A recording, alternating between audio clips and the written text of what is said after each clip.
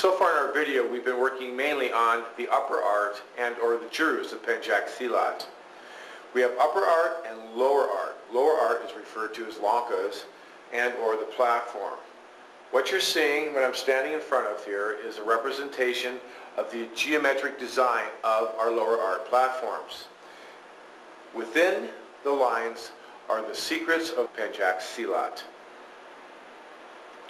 What we have here is a triangle, or what we refer to in Silat as the tiga. That is one lanka. We will be introducing footwork of the tiga on this tape. We also have what we call the ponchar itself, which is this huge square that you're seeing that encompasses and embodies all the inner area of the platform. Thirdly, we have the sliwa. The sliwa is represented at the end of the ponchar. It's a square with an X through the center, as you can see. Also, within the inner workings of the ponchar, there are many sliwas. Lastly, we have what we call lanka lima. Lanka lima is represented by the white tape here, which encompasses the triangle and or tiga, and it extends out here with a cross-like motion as represented by the white tape. This represents the footwork patterns of Pentjack Silat. With Addie's assistance, let me explain to you a little more in detail upper and lower art and inside-outside line. From a fighting position, Addie were to give me a right punch and I block it. This is construed in Pentjack Silat as the outside line. I'm literally on the outside of her body. This would encompass all the way around this particular area. This is the outside line. If she were to throw me a punch, I am now on the inside line. Anywhere in here, and if she were to like a circular motion, anything inside would be construed as the inside line. Now, in addition to that, she gives me a right punch. I am on the outside line of the upper art, but if you notice the lower art, I'm on the inside line. These references are very valuable in discerning function and the whereabouts of you and your opponent.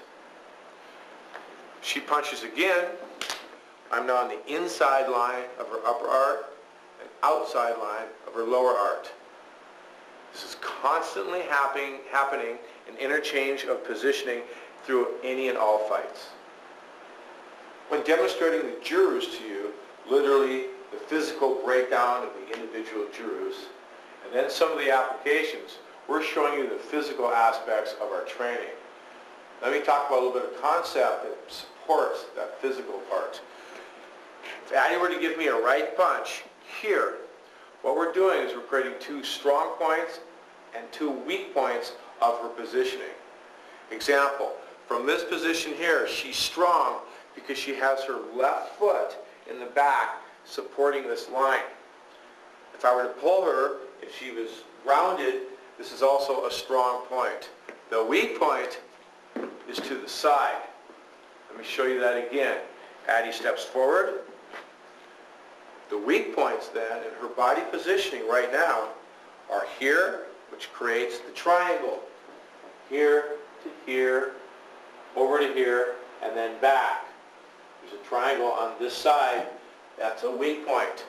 There's also a triangle, mirror image of that, behind. This is also a weak point. When I was moving her around in some of our demonstrations, she gives me a right punch, and I am here, outside line, upper art, outside line, lower art. Back to our concept of making the way. Simply by tapping her, I'm doing it gentle, just moving the head, she falls. Because that's the weak point. There's no support system. Also, she gives the right punch to here. If I were to pull, that's the weak point there. From a neutral position right in the center of the white cross, now her weak points are to the front and to the back. because her feet are closer together, it's a smaller triangle, but nevertheless it's being represented. This is the weak point. This is the weak point. Addie can take an index finger, because I also have two weak points, and move me. That's making the way. Back from her neutral position, as she steps and punches, and I'm here, what we have is weak points here and here. In addition to just the literal translation of her weak points, again please, as she punches, I am not out here, I'm disrupting her base from the beginning, so I'm disrupting it this way. Then when we make the way, we're disrupting in two different directions. So in a review, if you step back please, Addie, wherever you're standing, you have two weak points. Whether I'm here, or here, or here, or here, or here, whatever you want to do. It's also interesting, if we were standing on one foot, then we have weak points everywhere, thus the ability to disrupt people when they're in a kicking process. Standing on one leg, they're weak in all directions. Oftentimes in the striking arts, footwork and lower art are often either misunderstood or just generally neglected. Our platforms and our lankas are the key to develop a whole lower art understanding. Synergistically, you have the lower art platform with the upper art of the jurus, and you have that third animal that creates a very devastating art. A way to develop lower body strength and awareness and flexibility within your hips are what we call Silats, or cross-sit stance. Cross-sit stance have application for combat, but generally at this point I want you to think of it as getting flexibility in your hip flexors and strengthening your lower leg and balance process. Addie will demonstrate some Silats from left to right. Stepping behind, that is the Silat position. Coming up to neutral position, stepping behind, Silat.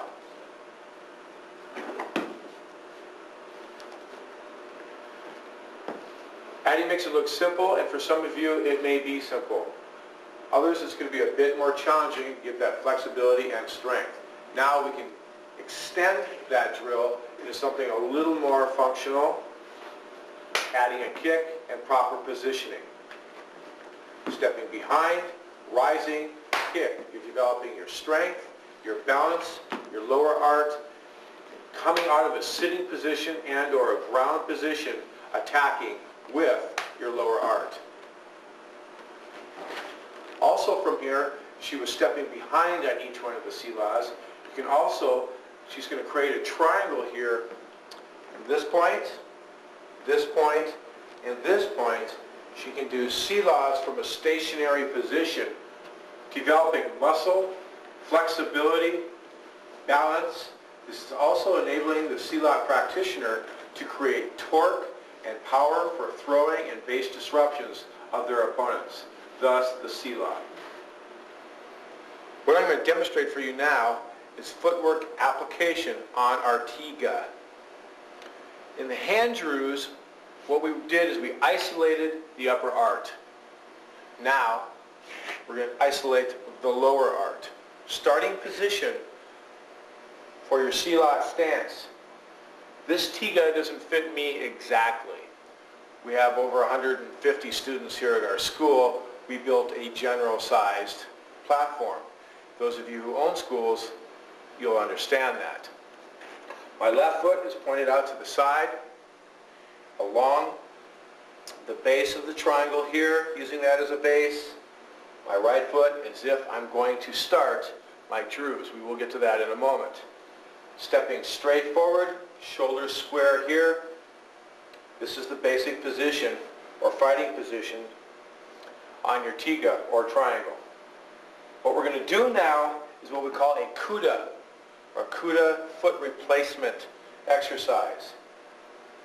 Bring the foot up, switch. Foot up, switch. We can also change direction. Now move to the here.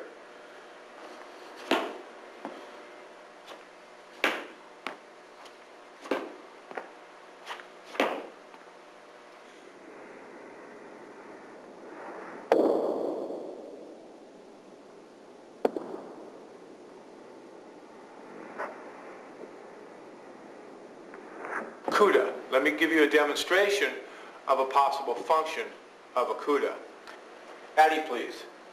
From my positioning here, my opponent comes up, fighting stance. Perhaps they want to blow out my lead leg with a kick. I'm here.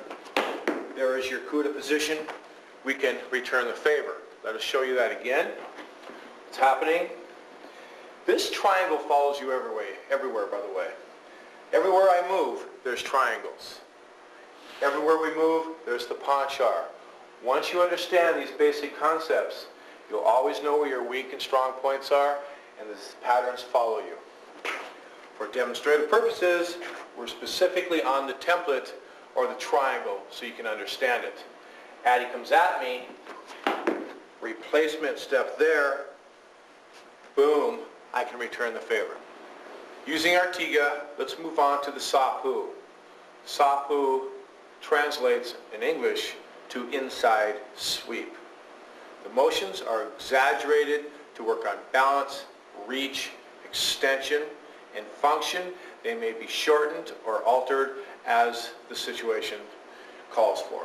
Same beginning position here.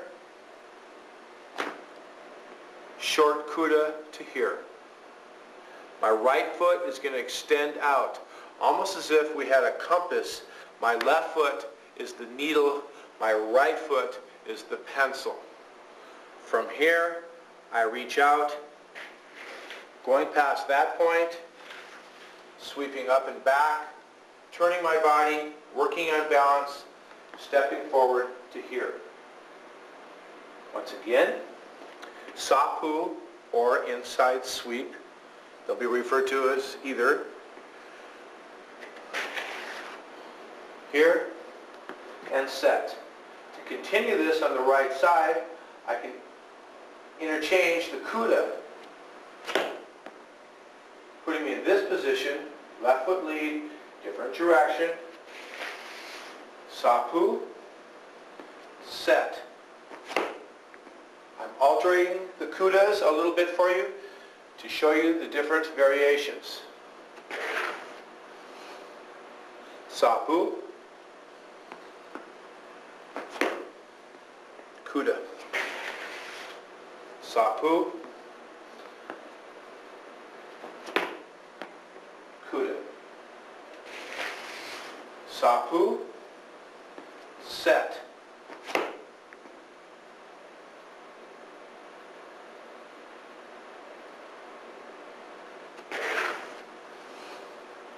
Sapu,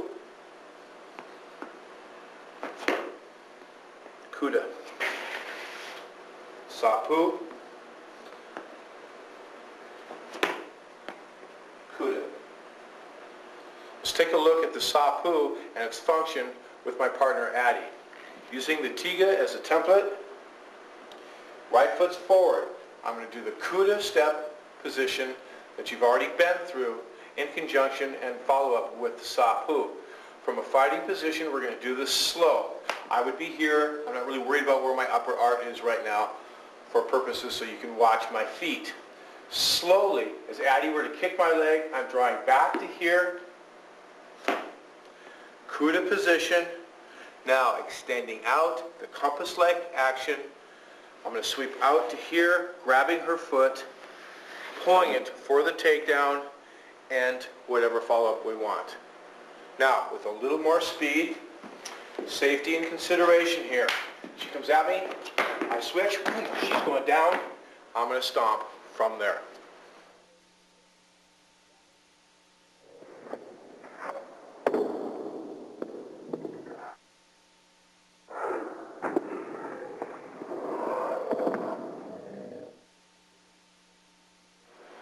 We'll now work on what we call the beset or back sweep. I'm going to put in the Kuda switch foot position to help it flow around our triangle. Right lead, stepping forward to here. My right foot is moving along this line. I want you to visualize as we go a person right here who I am sweeping down. Beginning position, right lead, Kuda. Beset, back sweep. Kuda, into a back sweep.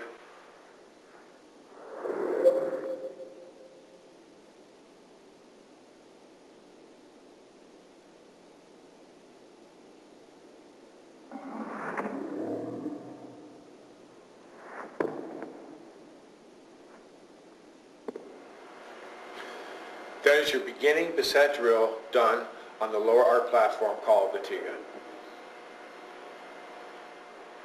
Using Addie as my partner and the Tiga for a template to give a demonstration of the function of a Beset. She's going to move in and give me a right punch.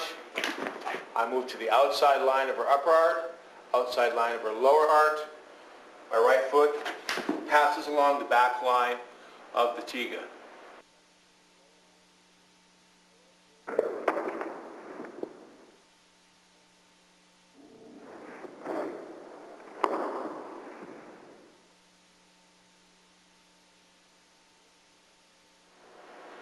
In a quick review of what we've done so far on the Tiga, we did the Kuda replacement step, we did the inside sweep or the Sapu, we did the back sweep, which is the Beset. We showed some application, and we'll conclude our Tiga work with what we call the Serak turn. From this position here, perhaps I've struck somebody, I drop, extend out, extend to here, and back. Reversing that, perhaps I'm hitting somebody, somebody's coming up from behind me, I'm dropping, extending, coming out into them. So once again, you can go forward, you can reverse it 180, and we can work around our Tiga. From this position, I drop and I hit. Doing our Kuda replacement step, I could be here, drop, and hit. Kuda, from here, drop, and hit. Kuda, here, drop, and hit. The Serak turn. With Addie and Lloyd's help, we're going to demonstrate for you a possible application of the Serak turn. We'll do it slow, so you can watch for detail. Then we'll speed up just a little bit. Addie were to attack. I am here. I'm sensing somebody behind me, dropping out of the line of fire, turning, returning the favor here. A little quicker. Addie were to attack. Boom, here, and I'm coming up.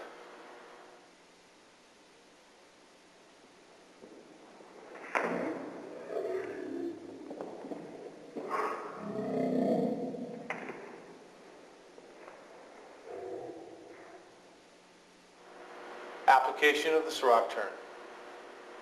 In continuance with the flow of the tape, we're now going to synergistically connect the upper art or Juru with the lower art, the platform, in this case, the Tiga. So we have Jurus for upper art, Lankas for lower art. Starting position, I'll take you step by step, working your Tiga, upper and lower art simultaneously. Starting position, Juru 1. We'll go through 1 through 6.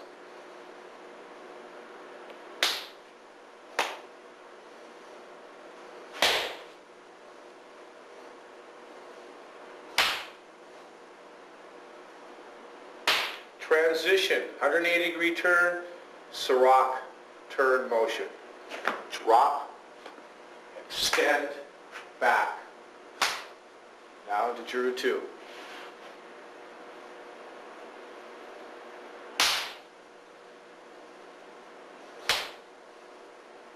Sapu, Juru 3.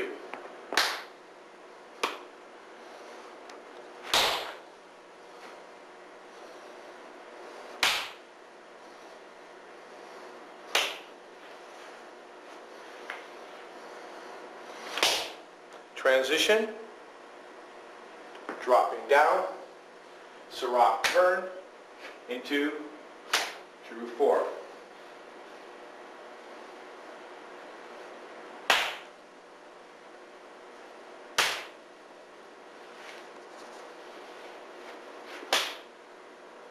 Transition, left foot, but set. Into Drew 5.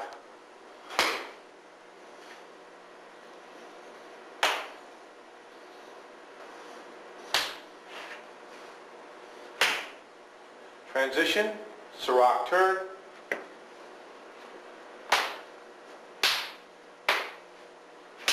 Into Drew 6.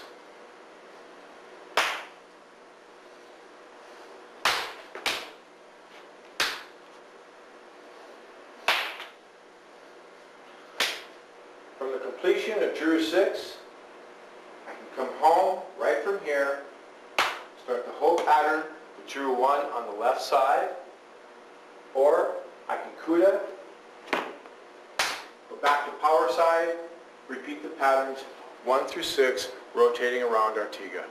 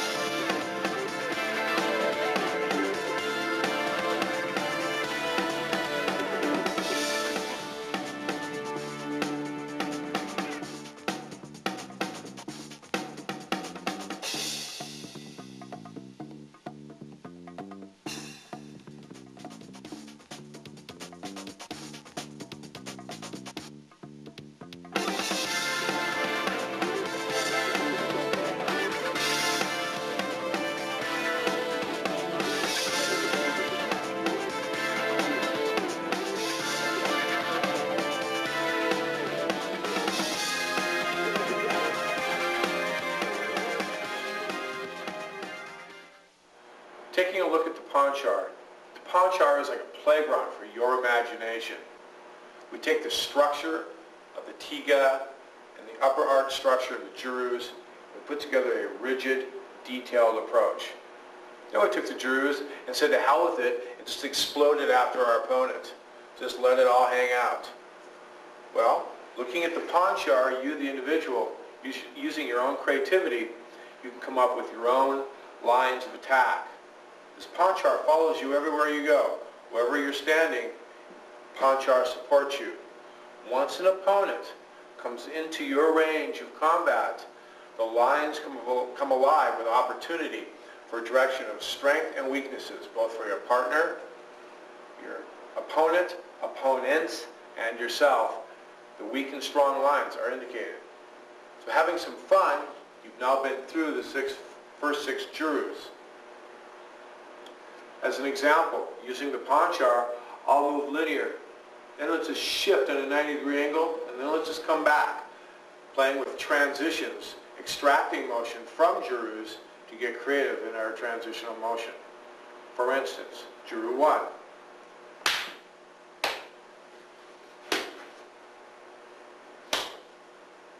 Now, somebody's attacking me from my left side. Out of number 5, there is a clear. Fine, it's going to Juru 2. Oh, from your point of view now, here comes another attack. Out of number 4.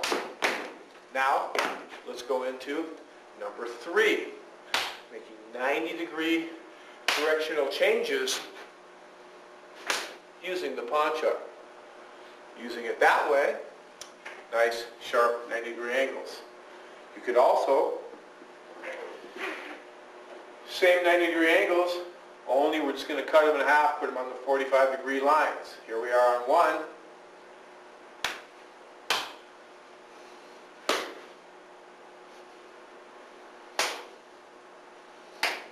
Cut it here. Now we're on the perimeter.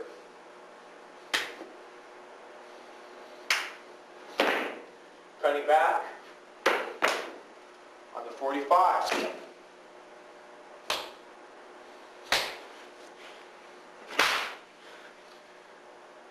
Your imagination, your ability to create, your willingness to train hard, have an open mind, taking the fundamentals we've taught you in the Silat concept state, it's your Pentjack.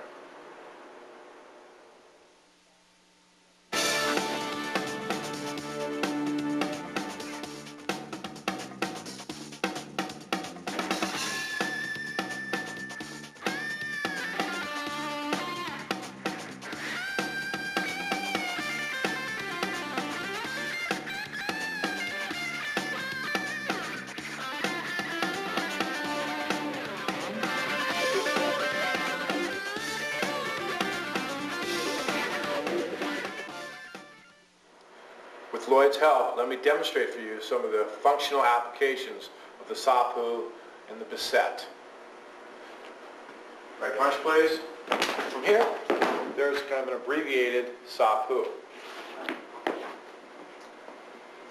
From here, we can step on the foot, trapping our opponent. This way we can upset their balance with minimal or almost no effort. Right punch. From here, on the inside, we can also drop them using our beset. Keep in mind, as we do this, I'm not smashing him first just to say hi, then dump him. We're just trying to isolate mainly a simple entry focusing on the lower art platform. He gives me a punch here, same thing. There is another sweep.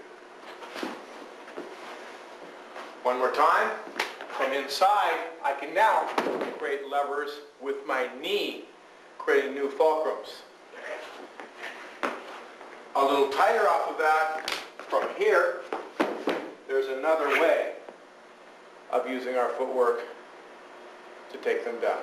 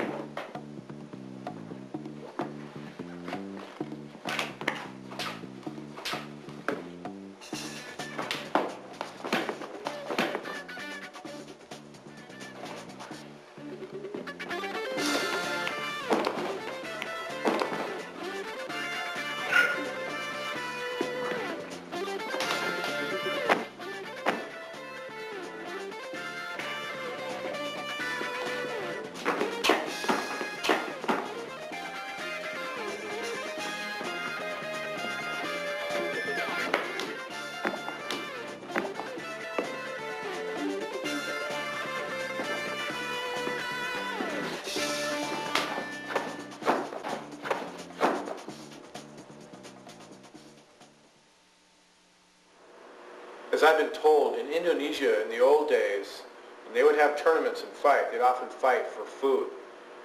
What that meant in some cases is winning tournaments would maybe mean staying alive by being able to give your family food on the table.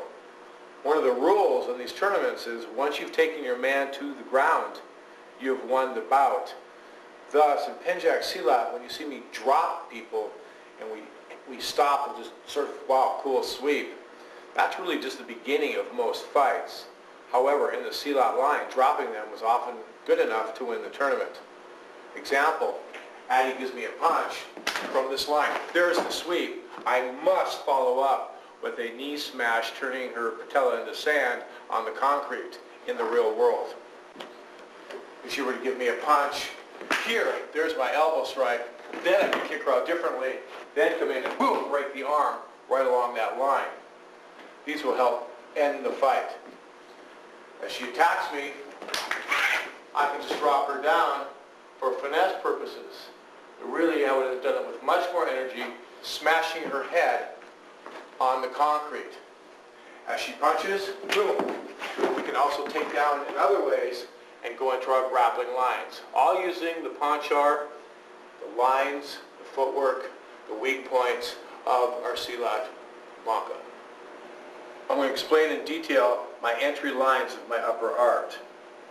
From neutral position, done slowly, what I'm going to perform for you is what we call a one-step block. Addie gives me a right punch. My left hand is picking it up here. My right hand is coming underneath this motion. Faster, it's this kind of motion. I can hit the temple or anywhere, face, what have you. She gives me a right punch. I can be out here. Now I've opened the hand. I've opened hand here because my range is off. She can only throw one other punch. Once she does that, we can go from there. She gives me a right punch. I like opening the hand because this can be an eye rake. It can be a slap. I got this out of our Jurus. I'm here.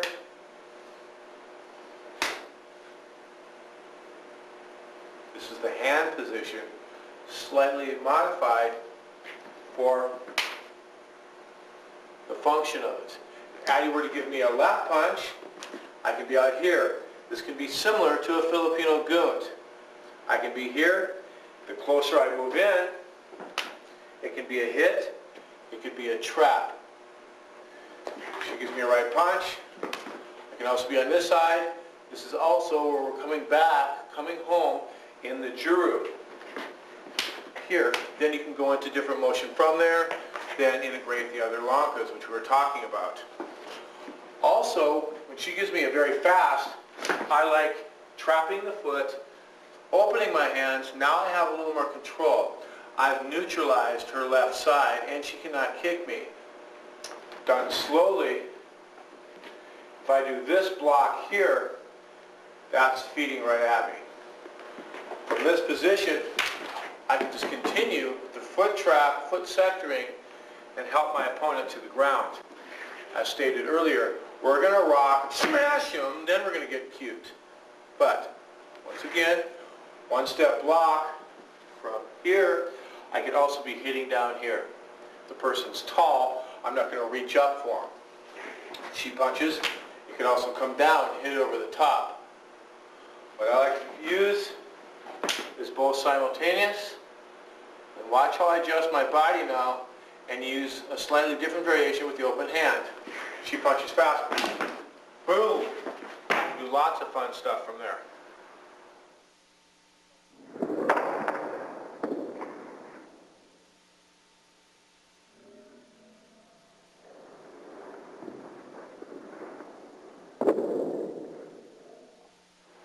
Let's integrate some of our earlier thoughts from the Jurus 2 and 3, which were the arm bar takedown from 2 and the song sot from 3, and then let's add Beset to it.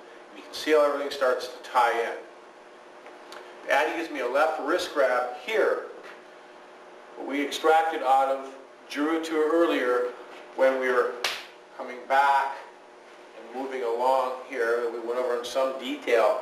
From here, doing that motion, now there's our Beset. And to add foot sectoring and trapping with this, I hook right behind her here and take her down. One more time. She grabs me. I take her down. I can just as easy come here first and drop her. So that's putting the Tiga or the Beset footwork and adding it to our Juru 2 concept. Now using the song sot from Juru 3, as well as the idea that the founder of the original system, Serak, had one hand, I'll do it one-handed to represent what he might have been going through by putting my hand in a pocket. So I'll use the song sot from 3 in conjunction with the Beset. She gives me a right punch. I'm here. Come around. Here's my song sot. And now I simply Beset. And there's the takedown. From there, the follow-up is up to you.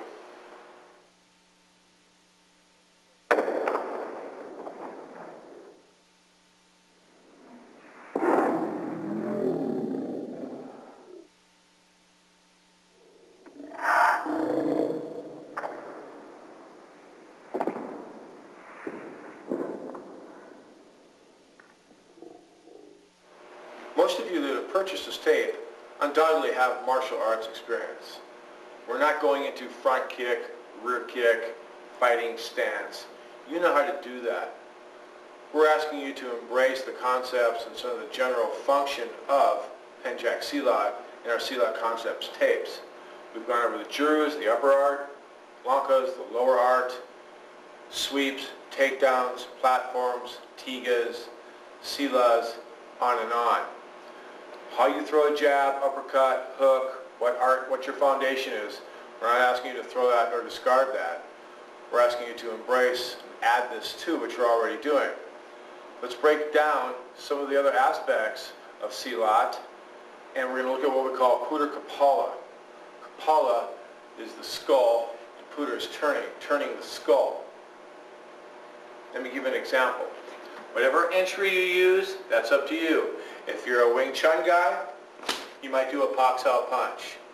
If you're a karate guy, you may do a block, punch, or elbow, whatever.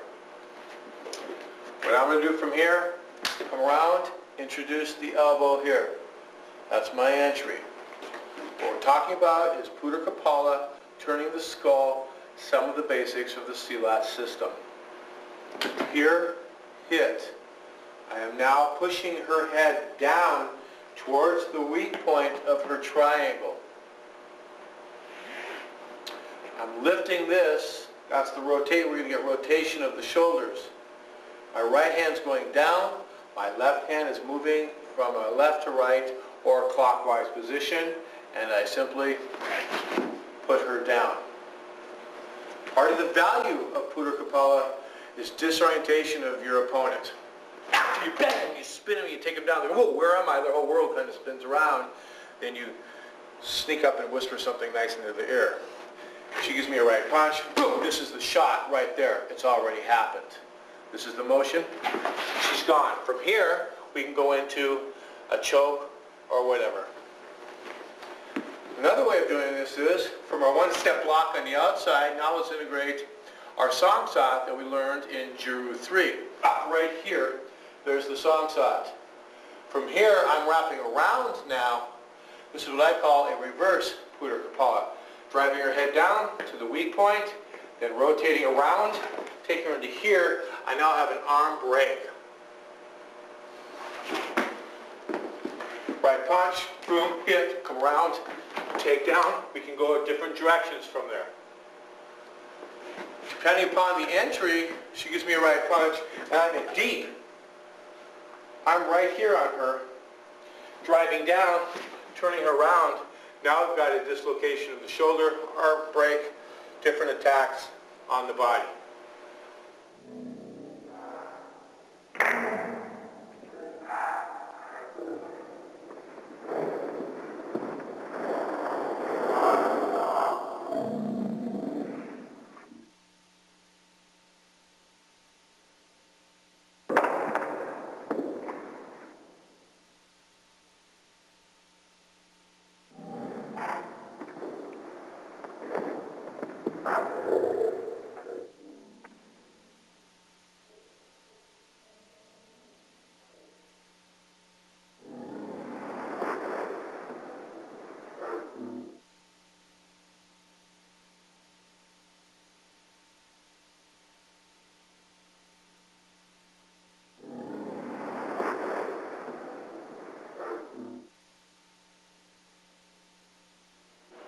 Some additional points about Puder Kapala.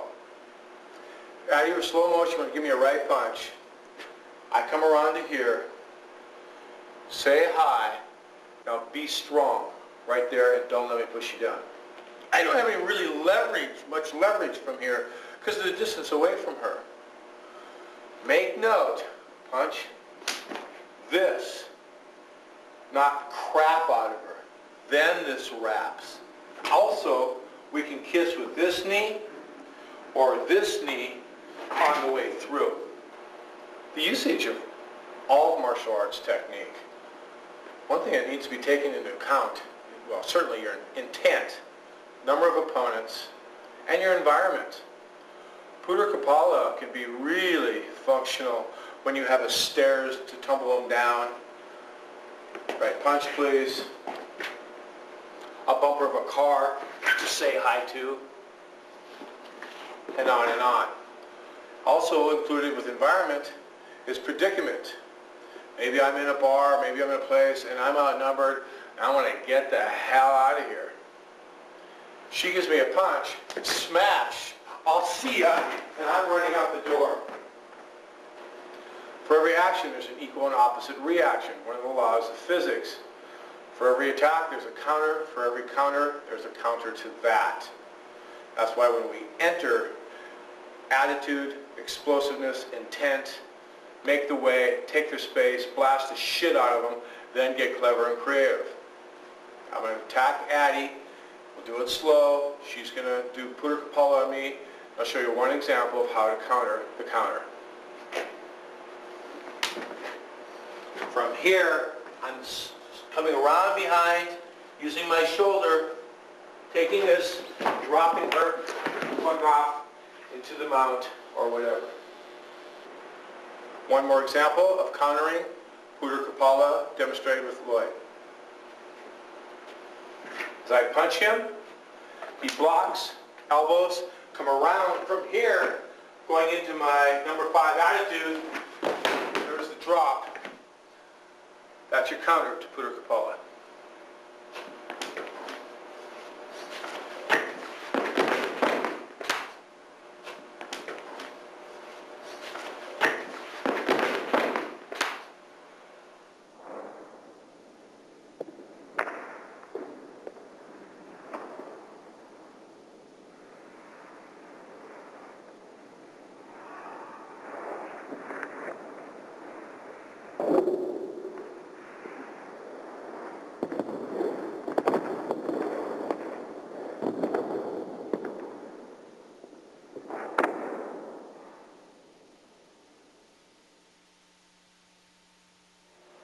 I hope you've enjoyed our Silat Concepts tape.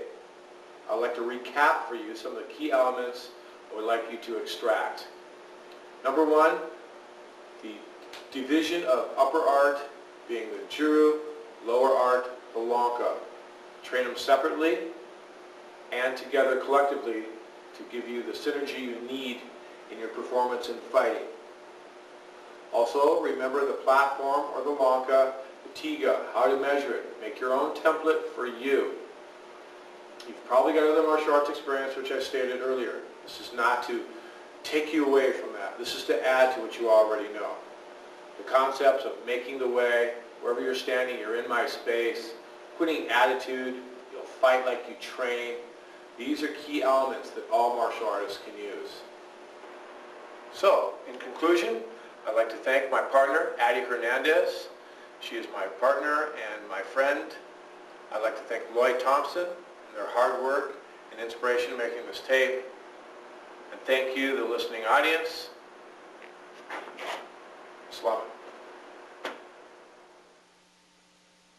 Joseph Simonet began his training in the martial arts during the early 1970s. Already an avid weightlifter and competitive powerlifter, he sought to further develop his physical skills through the study of Japanese karate. In 1973, Simonet began his study of Tracy's Kenpo karate, a style that would have a profound effect on his martial development and his overall perspective on the fighting arts.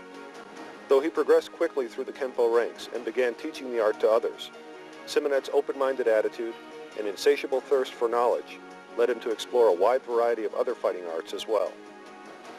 During the early 1980s, Simonet discovered Filipino Kali and Eskrima and Wing Chun Kung Fu. In addition to pursuing the mastery of these arts through formal study, he continued to explore the full spectrum of fighting arts by supplementing his training with seminars in Savat, Tai Chi Chuan, Indonesian Silat, Muay Thai, Arnis, and Bruce Lee's Jeet Kune Do. It was during this time of experimentation and martial discovery that he formulated key fighting concepts, a unique concept-based approach to developing fighting skill that emphasizes the understanding of physical movement and the universal principles common to all martial arts. The 1990s was also a defining period for Mr. Simonet and key fighting concepts. He began the intensive study of the arts of Indonesian Pentjack Silat Tongkat Serak, Yang-style Tai Chi Chuan, and the Dose Pare style of Filipino Eskrima. Based on the profound impact of these systems on his training and personal development, Simonet incorporated many of the fundamental principles of these arts into his expression of key fighting concepts. Unlike some eclectic arts and practitioners who simply pick and choose individual techniques from different fighting arts, Mr. Simonet's background and the key fighting concepts curriculum are based on a thorough mastery of a variety of arts in their traditional forms. To date, Mr. Simonet has earned a 6th degree black belt in Tracy's Kenpo Karate, a 2nd degree black belt in Doce Pares Eskrima, a 2nd degree level in Master Cacoy Cañete's Art of Escrito, a black sash in Wing Chun Gong Fu, a 2nd degree black belt in Pentjack Silat Tongkat Serak, and instructor certification in Yang-style Tai Chi Chuan. The other driving force behind key fighting concepts is Mr. Simonet's protege and business partner, Addie Hernandez. Hernandez has been training full-time since 1994, and to date has earned black belts in Kenpo Karate, Escrito, and Doce Pares Eskrima, and is a certified instructor of Yang-style Tai Chi Chuan. Hernandez is also the only certified black belt in the key fighting concepts curriculum. Joseph Simonet is one of the most insightful and innovative minds in the martial arts world today. He has been featured in numerous magazine and newspaper articles and is a frequent guest on radio talk shows. In addition to Silat concepts, Simonet is also the author of the bestseller The Mukjang Slam Set, a 2-tape video set available from Paladin Press. Mr. Simonet, his assistant Addie Hernandez, and their progressive curriculum at Key Fighting Concepts truly represent a state-of-the-art synthesis of martial arts tradition and practical, effective fighting application. If you want the very best, you'll find it in Key Fighting Concepts.